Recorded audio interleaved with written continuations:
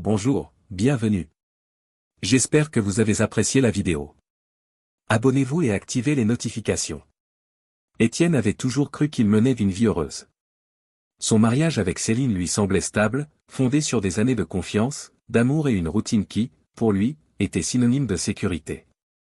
Ils avaient 2 enfants formidables dans une maison douillet où les rires résonnaient dans les couloirs, rendant chaque journée un peu plus spéciale.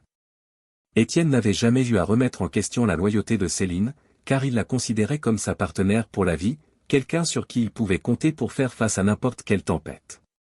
Mais parfois, la vraie nature des gens n'apparaît que lorsque nous sommes confrontés à l'inattendu, et c'est précisément ce qui se produisit ce soir-là. Céline lui demanda de parler après que les enfants furent couchés. Son ton de voix semblait détendu, mais il y avait quelque chose de différent dans ses yeux, comme si elle était sur le point de dire quelque chose qui changerait tout. Étienne, sans se douter de rien, s'installa sur le canapé, s'attendant à une conversation sur la journée ou peut-être leur projet du week-end, mais Céline alla droit au but. Que penses-tu d'aller à une soirée échangiste? La question tomba comme un coup de tonnerre.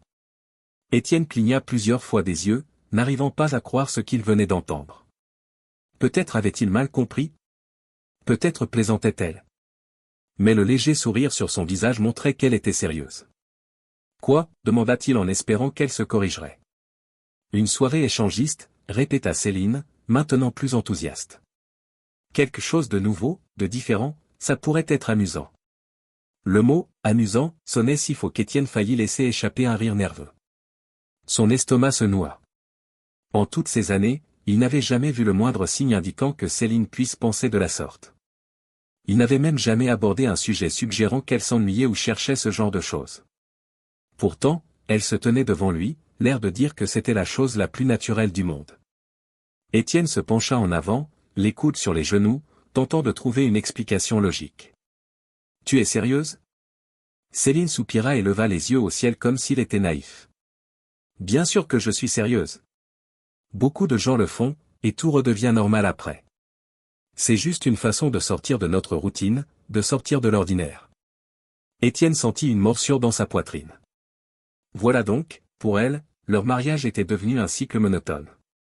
Au lieu de discuter ou de chercher des moyens de raviver la flamme à deux, Céline pensait que la solution était de coucher avec d'autres personnes. Il prit une longue inspiration, luttant contre la vague d'émotions qui montait en lui. Ça n'a aucun sens. Tu veux que je te regarde avec un autre homme, que je sois avec une autre femme sous tes yeux? Céline haussa les épaules. Je ne vois pas le problème. Tant qu'on est d'accord, ça ne serait pas trompé. Pas trompé, répéta-t-il incrédule. Déjà l'idée que sa femme puisse envisager ça était dur à accepter, mais ce qui l'effrayait le plus était la façon dont elle en parlait, comme si cela n'affecterait rien, comme si ça ne risquait pas de détruire tout ce qu'ils avaient construit. Étienne sentit une boule se former dans sa gorge. Il n'avait jamais été jaloux ou possessif, mais ça dépassait toutes les limites qu'il considérait acceptables. Je ne le ferai pas. Céline croisa les bras. Pourquoi pas? Tu ne veux même pas y réfléchir? Parce que ça va à l'encontre de tout ce en quoi je crois, de tout ce qu'on a construit. Je ne veux pas te partager avec qui que ce soit. Elle leva encore les yeux au ciel avec un soupir frustré. Tu t'enfermes dans tes idées. Tu penses que ça ferait de moi une personne pire? Étienne n'en revenait pas de la tournure que prenait la discussion. Il ne s'agit pas d'être meilleur ou pire, Céline. C'est une question de respect, d'engagement. Tu ne vois vraiment aucun problème à tout ça? Elle détourna brièvement le regard, puis esquissa un léger sourire.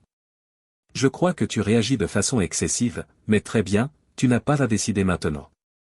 Réfléchis d'accord. Elle se leva du canapé et partit vers la cuisine comme si elle venait de proposer une simple sortie pour le week-end.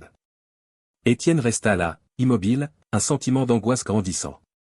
Ce n'était pas juste une idée farfelue, c'était le signe de quelque chose de bien plus profond, et à cet instant, pour la première fois, Étienne sentit que leur mariage était au bord d'un gouffre. Étienne passa les jours suivants à tenter d'oublier cette conversation. Il voulait croire que Céline avait parlé sous le coup d'une impulsion, que ce n'était rien de plus qu'une fantaisie passagère qui disparaîtrait aussi vite qu'elle était apparue, mais au fond de lui, il savait que ce n'était pas le cas. La façon dont elle avait insisté, la désinvolture avec laquelle elle abordait un sujet si sérieux, tout indiquait que ce n'était pas une idée en l'air. Et la confirmation arriva plus tôt qu'il ne l'aurait cru. Un soir, alors qu'il regardait la télé, elle revint à la charge avec la même facilité que si elle proposait de choisir un restaurant. « Tu as réfléchi à ce que j'ai dit ?» demanda-t-elle.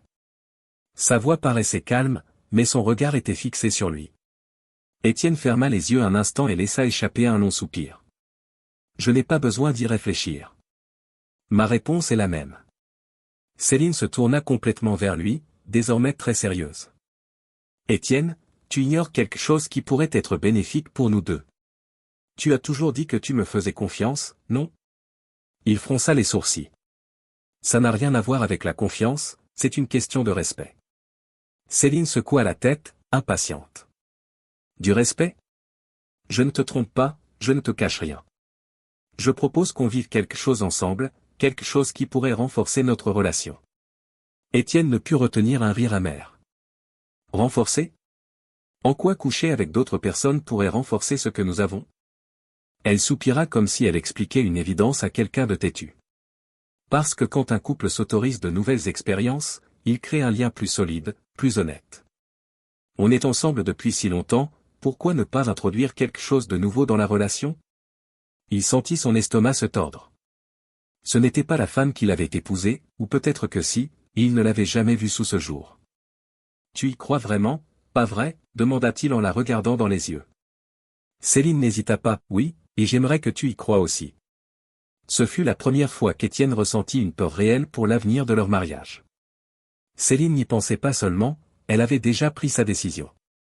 Cette nuit-là, il dormit à peine, ou plutôt, il resta allongé, les yeux fixés sur le plafond, écoutant la respiration calme de Céline à côté de lui, comme si de rien n'était, alors qu'en lui, tout s'effondrait. Puis le coup final tomba 2 jours plus tard. Petitement, Céline abattit sa dernière carte. « Si j'enregistrais tout, tu te sentirais plus rassuré ?» Étienne faillit faire tomber sa tasse. « Quoi ? Et si je filmais pour te montrer que ce n'est pas grave, que ça ne changerait rien entre nous ?» Pendant une seconde, Étienne crut qu'elle testait simplement ses limites, mais Céline le regardait avec le plus grand sérieux. Voilà où ils en étaient arrivés. Ce n'était plus une invitation ni une demande, c'était un ultimatum. C'est à ce moment-là qu'Étienne sut. « Si tu y vas, notre mariage est terminé. » Il prononça ces mots fermement, sans l'ombre d'une hésitation, comme un verdict non négociable. Céline cligna des yeux comme si elle ne s'y était pas attendue. « Tu es sérieux ? » « Plus que jamais. » Elle le fixa quelques secondes, l'évaluant du regard, puis esquissa un petit sourire. « Je pense que tu réagis de façon excessive. » Elle se leva, attrapa ses clés de voiture et partit. Étienne resta là, attablé, sentant le monde s'écrouler autour de lui. L'esprit de Céline était déjà décidé, et maintenant, c'était à lui de prendre sa décision. Il resta immobile, écoutant le bruit de la voiture de Céline qui s'éloignait. Le silence qui retomba sur la maison était plus lourd que jamais. Sa femme avait fait son choix, il devait faire le sien. Le mariage qu'il croyait inébranlable, bâti sur la confiance et le respect, venait de s'effondrer sous ses yeux, et le pire, c'est que Céline ne semblait ni désolée ni indécise. Pour elle, ce n'était qu'une étape naturelle, un jeu sans conséquence, mais pour Étienne, c'était une trahison avant même qu'elle ne se produise. Il resta quelques minutes à la table, tentant de tout assimiler. Son cœur battait vite, sa poitrine était lourde, et la seule chose dont il était sûr, c'est qu'il ne pouvait plus rester sans réagir. Il regarda la porte, les sièges auto des enfants, tous les signes d'une routine qu'il croyait inébranlable il y a encore quelques semaines. Céline était partie, mais lui était toujours là. C'était ça qu'il fallait changer. Étienne se leva, alla dans la chambre et prit son ordinateur portable. Quelque chose le poussait à chercher des réponses, à comprendre ce qui nourrissait cette obsession chez Céline, mais en ouvrant la boîte mail qu'ils partageaient pour leurs abonnements et factures, il découvrit quelque chose d'inattendu, un email de la veille au soir, une invitation. Céline avait déjà confirmé sa présence à la soirée bien avant même de lui en parler ce matin-là. Elle n'avait pas pris sa décision au petit déjeuner, elle l'avait prise bien plus tôt. C'était pire qu'il ne l'imaginait. Agissant sous l'impulsion, il explora son historique de navigation. Il ne l'avait jamais fait auparavant, il n'en avait jamais eu la moindre raison, mais à cet instant, il fallait qu'il sache. Et ce qu'il découvrit confirma ses pires craintes. Céline consultait des soirées, des forums, des communautés. Elle n'explorait pas par une curiosité soudaine, elle était déjà impliquée dans ce milieu. Un frisson parcourut Étienne. Si Céline était déjà dedans avant même de lui en parler, était-ce vraiment la première fois qu'elle faisait ce genre de choses? Cette soirée n'était-elle que la première où elle avait eu assez d'assurance pour le lui avouer? Il voulut arrêter de chercher, mais il ne put s'y résoudre. Il continua de faire défiler l'historique, pages de discussion, invitations, confirmations.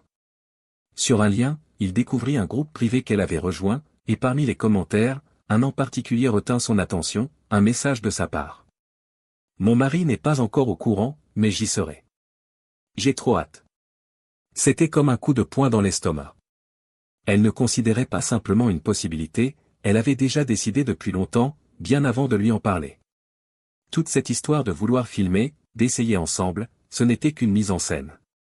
Étienne referma l'ordinateur et respira profondément, tâchant de calmer ses mains tremblantes. Son mariage était déjà fini, il ne le savait juste pas encore, mais si Céline pensait pouvoir le manipuler et s'en tirer sans conséquence, elle se trompait lourdement. Il prit son téléphone et se mit au travail. D'abord, il appela un avocat. Avant même que la nuit ne tombe, il lançait déjà la procédure de divorce. Puis, il fit quelque chose qu'il n'aurait jamais cru possible. Il sortit un disque dur externe et y enregistra toutes les preuves qu'il venait de découvrir. Si Céline voulait détruire leur mariage, elle allait en assumer les conséquences. Les heures passèrent. Il était près de minuit quand Étienne entendit la voiture se garer dans le garage. Il resta sur le canapé, immobile, le regard fixé sur l'écran éteint de la télévision. La porte s'ouvrit, Céline entra, les cheveux un peu en désordre, le maquillage légèrement effacé, mais toujours avec ce sourire, un sourire qui montrait qu'elle avait passé une bonne soirée, un sourire sans l'ombre d'un remords. « Salut », dit-elle en jetant ses clés sur la table du salon. Toujours réveillée. Étienne la regarda. Pour la première fois, il ne voyait plus la femme qu'il aimait, mais une étrangère. Étienne demeura assis sur le canapé, observant Céline comme si de rien n'était. Elle jeta ses clés sur la table, retira ses chaussures et poussa un soupir satisfait. Le parfum qu'elle portait se mêlait à une autre odeur qu'il ne connaissait pas, un détail qu'il ne pourrait jamais oublier. « Encore debout ?» demanda-t-elle avec un léger sourire aux lèvres. Il mit quelques secondes à répondre, tant la scène était surréaliste. « Oui », dit-il d'une voix plus froide qu'il ne l'aurait voulu. Céline s'en rendit compte. « Oh, Étienne, allez », fit-elle en levant les yeux au ciel, se dirigeant vers la cuisine pour se servir un verre d'eau. « Ne recommence pas, dit-il. Il se pencha légèrement, les coudes sur les genoux. « Recommencer quoi ?» Elle esquissa un demi-sourire. « Tout ce drame. Je savais que tu réagirais comme ça. » Étienne la regarda, stupéfait par son cynisme, sa façon de parler comme si c'était lui le problème, comme si tout cela n'était dû qu'à son entêtement. « Tu savais ?» Elle but une gorgée d'eau et hocha la tête d'un air détaché. « Bien sûr, tu as toujours été si traditionnel, mais sérieusement, tu en fais toute une montagne. » Son estomac se serra. « J'en fais une montagne ? » « Oui. Regarde, j'y suis allé, je me suis amusé et je suis rentré. Tout est pareil, rien n'a changé. » Étienne laissa échapper un bref rire sans joie. « Rien n'a changé. » Céline haussa les épaules comme si elle y croyait vraiment. « Tu es toujours là, je suis toujours là, notre mariage est toujours. » Ce fut la goutte d'eau. Étienne se leva lentement, sans s'énerver, le regard vide. Pour la première fois, Céline sembla apercevoir qu'il se passait quelque chose. « Je veux que tu partes. » Sa voix était ferme, inébranlable. Céline cligna des yeux, fronçant les sourcils. « Quoi ? Tu m'as bien entendu. Sors de chez moi. » Elle laissa échapper un rire nerveux. « Arrête, Étienne, tu exagères. On en reparlera demain. » « Il n'y aura pas de demain, » répliqua-t-il. Le sourire de Céline disparut.